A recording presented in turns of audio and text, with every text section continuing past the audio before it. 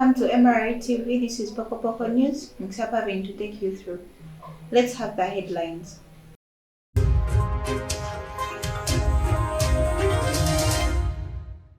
Russia says Israel bombardment of Gaza is against international laws.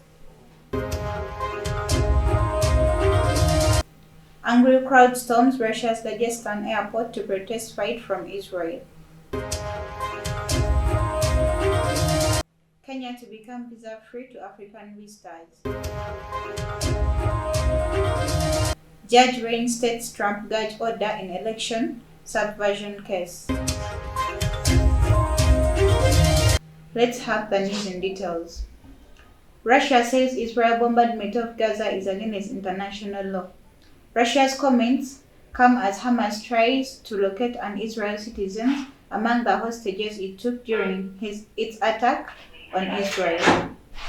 Let's have the details from our reporter Redin Mugema. Russia's comments come as Hamas tries to locate an Israeli citizens among the hostages took during its attack on Israel. Israel's bombardment of Gaza runs counter to international law and risks creating a catastrophe that could last decades, Foreign Minister Sergei Lavrov has said. Lavrov made the comment some of Moscow's most critical of Israel yet in an interview the Belarusian state news agency Belta, which released them on Saturday.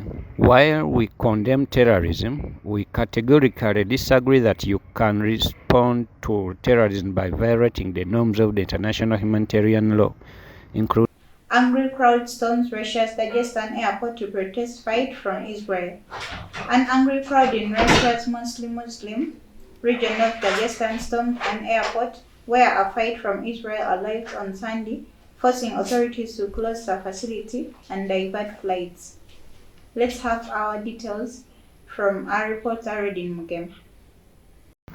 An angry crowd in Russia's Muslim region of Dagestan stormed an airport where a fight from Israel arrived on Sunday, forcing authorities to close the facility and divert flights. Multiple videos posted on social media showed a crowd of people inside the Machakara Utash Airport MCX and on the runway, some waving the Palestinian flag, others forcing their way through closed doors in the international terminal. In photos and videos verified by CNN, the crowd outside the airport held anti-Semitic signs that included slogans such as "We are against Jewish refugees" and "There is no place for child killers in Dagestan." Crashes left at least 10 people injured, including 2 people in critical condition, according to a statement by the Dagestan Health Ministry late Sunday. The airport was temporarily closed and flights were diverted, according to a statement from the Russian Federal Air Transport Agency, saying unknown persons broke into the facility. According to Russian state media TAS, those gathered opposed the Palestinian-Israel conflict. On Sunday, Ovadia Isakov, a local representative of the Jewish community, told the Russian independent media outlet Podium that Israel has lost the information war. The situation is very difficult in Dagestan. People from the community are afraid. They are calling, but I don't know what to advise, Isakov told the media outlet. The airport resumed operations on Monday, it said in a statement, while the Kremlin sought to press blame on external interference. Kenya to become visa-free to African visitors. Kenya is to end visa requirements to all African visitors by the end of the year. Let's have details from our reporter Mixer Pavin.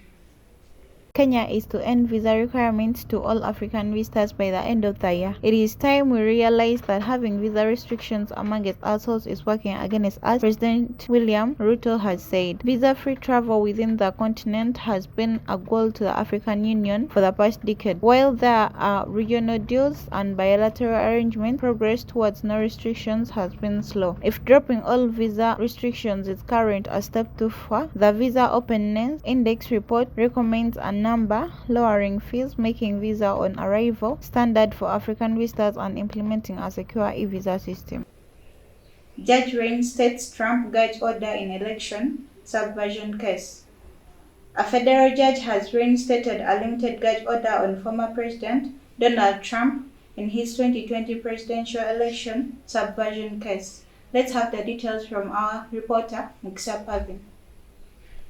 A federal judge has reinstated a limited gag order on former President Donald Trump in his 2020 presidential election subversion case. It prevents him from criticizing court staff, prosecutors, and possible witnesses between now and his trial. Judge Tanya had temporarily lifted the order earlier this month, so his lawyers could appeal, but reinstated it on Sunday. An hour after the news emerged, Mr. Trump called the judge Trump-hating. The gag order will put me at a disadvantage against my prosecutorial and political opponents, he said in a post on his Truth social media account. The judge in that case has issued 2 separate fines against Mr. Trump for violating that order, one for $5,000 and one for $10,000. For watching, don't forget to subscribe to our YouTube channel, MRI TV. Stay blessed.